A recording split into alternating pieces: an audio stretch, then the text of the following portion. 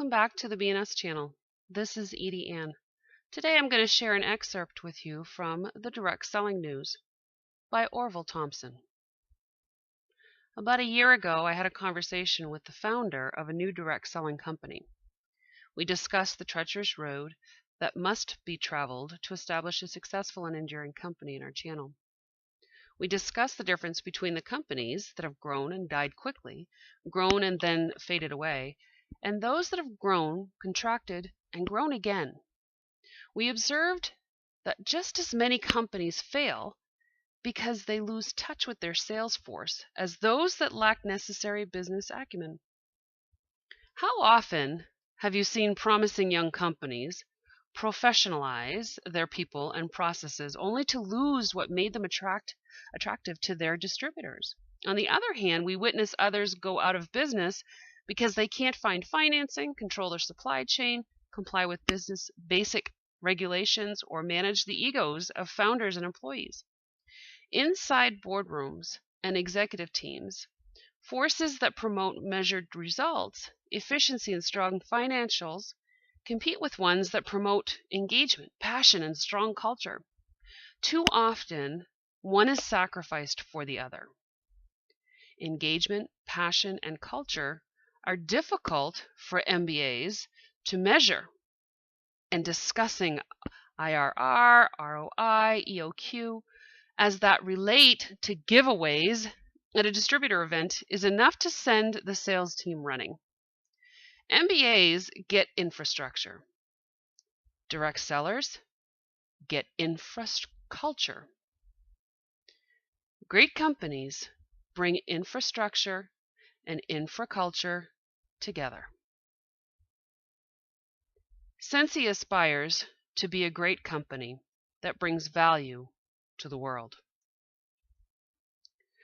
Our story is far from finished, and greatness is still an aspiration.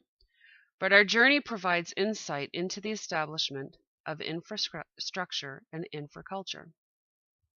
In 2004, when we launched our direct selling opportunity in an ocean shipping container, yes, our first home office, we had very little infrastructure. We had no money, no credit, and no chance of an investor.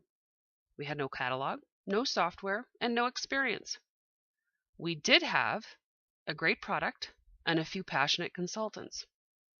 Little by little, party after party, we made money and could invest in sales, materials, software, and facilities, but we held firmly to our humble beginning. It allowed us to co-write the Scentsy story with our growing number of consultants and their customers. Collectively, we created the underpinnings of a cultural sense of place, or infraculture. The values of simplicity, authenticity, and generosity started to define not only our products and processes, but also our people. It was easy for consultants to invite others to join them in their business because they participated in creating the culture in significant ways. Early on, Heidi and I did what we could to support them. Rules weren't very important. Fairness wasn't much of an issue. If someone needed our help, we gave it if we could. If we were traveling, we'd stop in at a team meeting or call people up to go to dinner. We held events and training calls whenever we could. The consultants themselves rallied around each other, supported one another, cooperated whenever possible, and tried to live as best they could according to our motto of contribute more than you take. Who wouldn't want to be part of that? Recruiting boomed and sales kept pace with recruiting. We had the proverbial tiger by the tail. But behind the scenes, we were struggling to keep up. From the beginning of 2007 through 2012, we hired, on average, 1 employee every business day. Our facility needs grew from a 6,000 square foot flex space office warehouse to nearly 1 million square feet in 3 states and 2 countries. Our technology struggled to handle the explosion of data. Our customization requests burdened our vendors' ability to support other clients. Sales development efforts were met with accusations of favoritism when we couldn't reach everyone equally. In late 2009, our weak infrastructure caught up with us. A software deployment went bad. Our call center broke down as consultants tried to get answers their websites weren't providing. And the lack of good data from previous years contributed to shortages of product and massive back orders. Just as our consultants' hard work was paying off for them, we let them down. Instead of celebrating a successful selling season, we were answering questions about when orders would ship and spending all our efforts supporting home office employees who were working around the clock to make things right.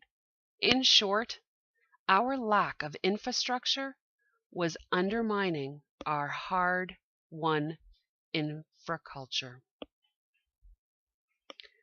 Beginning in 2010, the forces inside our executive team advocating for capacity, efficiency, and financial stability began to dominate. We poured massive energy into infrastructure, technology, facilities, systems, and programs that expanded the opportunities for our consultants. We launched new countries, new brands, new programs, new facilities were opened on a regular basis, and we were performing as a well-run business. Shipping worked like clockwork, system uptime was extremely high, back orders were virtually non-existent, and call center metrics were inviolable. Orders were up, recruiting was up, costs were down, all was good. Somewhere along the way, the old stories seemed to lose their luster. The infraculture that held together our early leaders seemed distant to the Facebook generation of direct sellers that were filling our ranks. Cooperation that came easily when everyone was on a personal basis turned to competition as consultants turned each other in for policy violations and leaders tried to outdo each other with bigger, better team meetings, recognition awards, and monthly team incentives. Our story, once told in person in informal situations, was now told by tens of thousands of people we had never met. The mechanism of sending an announcement to more than 100,000 consultants in different countries speaking different languages slowed the process and squeezed out the fun of informality we were known for. We started to realize that infraculture and infrastructure were a lot like software and hardware. I remember the days when Intel would come out with a new processor that held so much promise, Microsoft would follow with upgrades to Windows and Office. Then graphic and gaming software would soon push the limits of the new hardware. Software waited on better hardware inspired new software. This process repeated itself over and over in the 90s and 2000s. Underlying it all is the fact that the best software in the world will not work on a bad hardware, and powerful hardware is useless without good software. But both are inextricably linked. The same can be said for the infrastructure and infraculture of a business. At Scentsy, success took away the luxury of being a small company with an invincible infrastructure, or actually an infraculture. At the same time, investments in infrastructure have allowed us to better confront the forces that undermine our infraculture. Better workspace enhances cooperation. Better technology improves training, recognition, and incentives. And both better research and development improves product offerings. A company's infraculture may be strong, but if it lacks the infrastructure to spread that infraculture, it will not grow. Underlying the enthusiasm of every consultant of a sizable company is the question, how long will this last?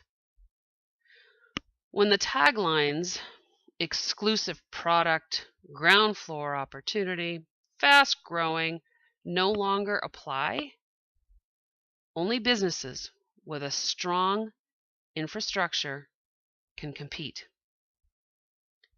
This month, we are moving into our newest and hopefully last home office. The 6-story office tower is the centerpiece of our 80-acre campus, Scentsy Commons. Construction has been a labor of love for Heidi and me. We met weekly with architects and contractors, deciding everything from what pavers to use on the sidewalk, to where departments would sit, to what color of tile we would put in the bathroom. In the design and layout, we incorporated the values of simplicity, authenticity, and generosity. We worked hard to physically represent the ethos of the Scentsy family. We often wondered if this was the best use of our time and money. Before moving in, we used the building to host our Superstar Director Summit, the annual meeting of our top sales leaders. We heard over and over that they felt like they were coming home. This was their place. Scentsy Commons and the infrastructure it represents is the physical sense of place to match the Scentsy family cultural sense of place they helped establish. It is a physical representation of our commitment to the aspirations and values that have driven our company since the days of the ocean container. For us, it is the beginning, the bringing together of infrastructure and infraculture. A company's infrastructure allows it to execute functional plans, drive efficiency, and measure productivity. A company's infraculture allows it to inspire greatness, drive passion, and enhance satisfaction. Just as hardware and software compete for resources and develop around the weakness of the other, yet are interdependent, infrastructure and infraculture are inseparable. Companies that aspire to be great must develop both.